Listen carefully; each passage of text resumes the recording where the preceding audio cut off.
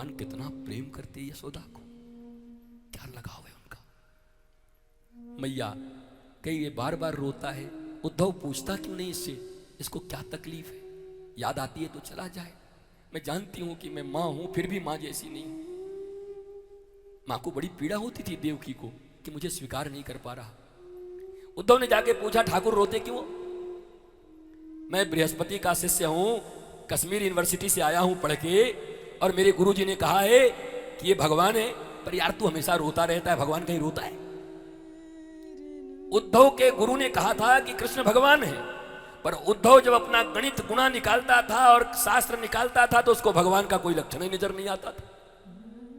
अब बताओ, जब उद्धव जैसे विद्वान को कृष्ण में भगवान का लक्षण नजर नहीं आता, तो कहां हम इस दुनिया में किसी को कोई गुरु नजर आए, किसी को कोई शिष्य नजर आए।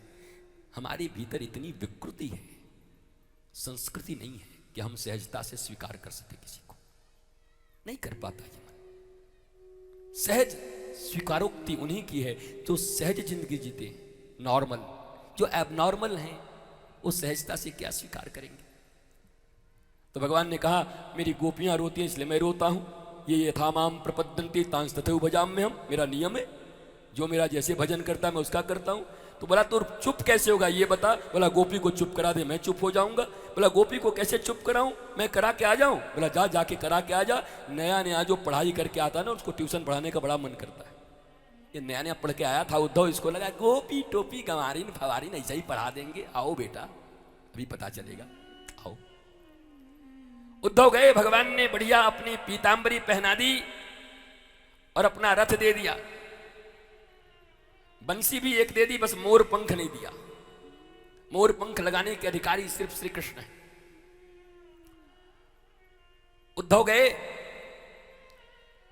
और जब से इधर से भगवान गए तब से ब्रज के लोग रोज मथुरा के सीमाने तक आते थे, छोटे छोटे उनके मित्र, स्तोक, सुबल, सुदामा, श्रीदामा, सब आते थे। और आते समय सुबह सुबह कहते ओ मैया यशोदा हम जा रहे हैं, आज कन्हैया आवेगो पक्को, आज ले आऊंगो।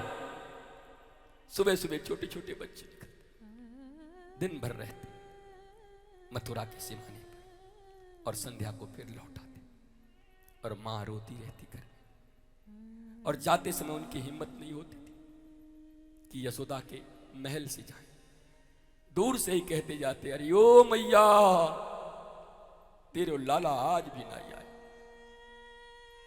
और मां रुदन करती, गोपियां रुदन करती।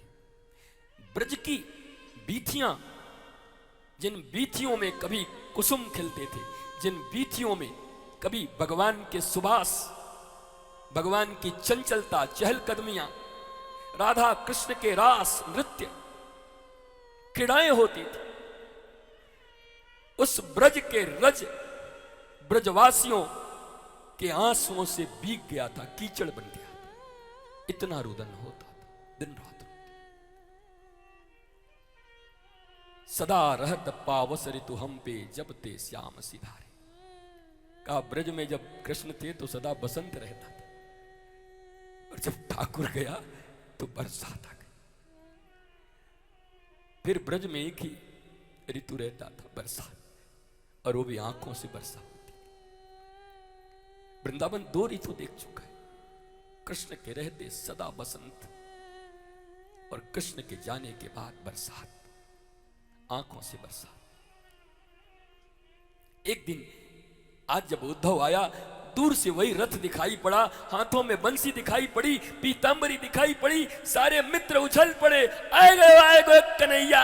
हम कहते ना या आवेगो एक दिन, या को मन आए लगेगो, आनो पड़ेगो। सबसे छोटा सुबल मैं ना जाऊंगा।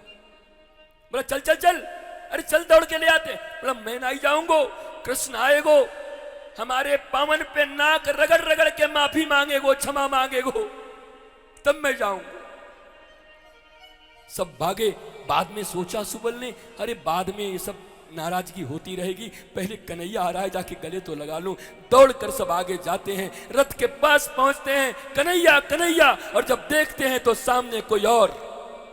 कौन हो तुम? उद्धव। कौन उद्धव? कृष्ण का मित्र हो।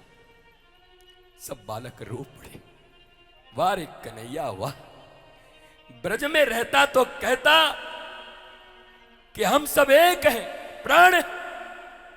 परसों कह के गया, बरसों नहीं आता, और भेजा भी तो मित्र भेज रहा है। रोते हैं बालक। उद्धव आते हैं, नंद और यशोदा से मिलते हैं। वो हालत अलग है, वर्णन नहीं कर सकते, अकल्पनीय है। मां की आंखों में मोतिया बिंद जैसी हो गई, आंखों में जाले पड़ गए हैं रोते रोते। उसको भी लगता है कृष्ण आ गए, आरती की ताल सजाती है। नंद कहते हैं कन्हैया आएगो आएगो।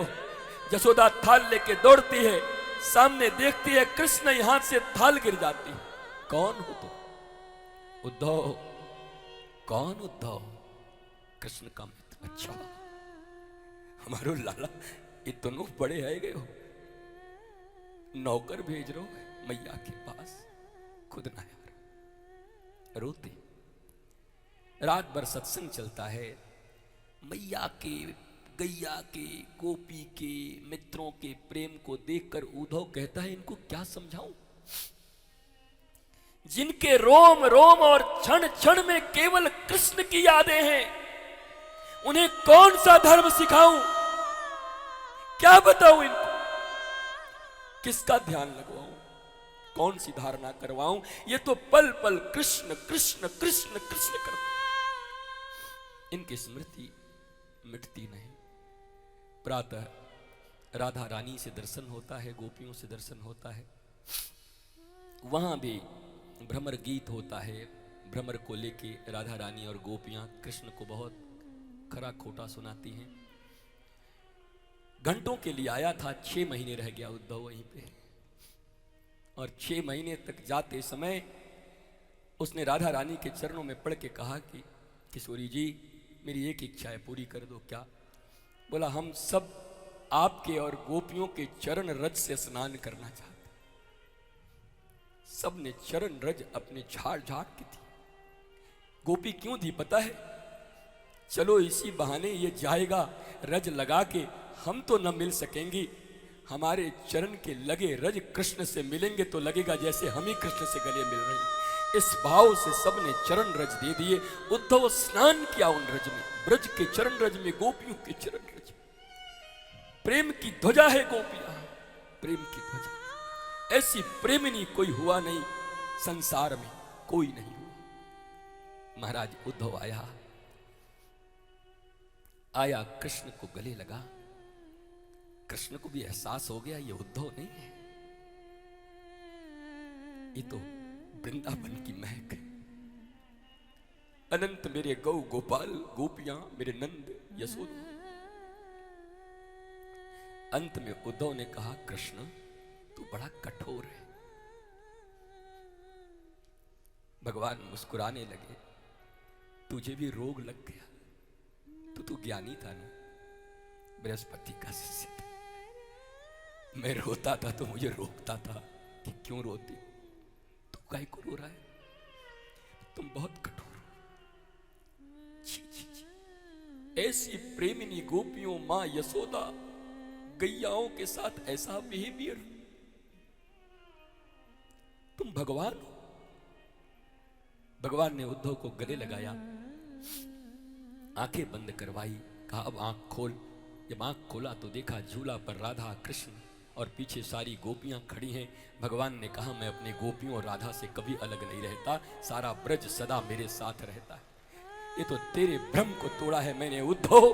तू सूखी जलेबी था, मैंने उन चीनी की चाशनी में, मधु की चाशनी में तुझे डुबो दिया गोपियों के प्रेम में। अब तू भी खाने लायक हो गया, नहीं तो तेरे जैसे सूखी जलेबी कोई संसार में कौन पूछता। अब तू भी महाराज रस से भर चुका है, रसौ वही सह की संतान हो चुका है।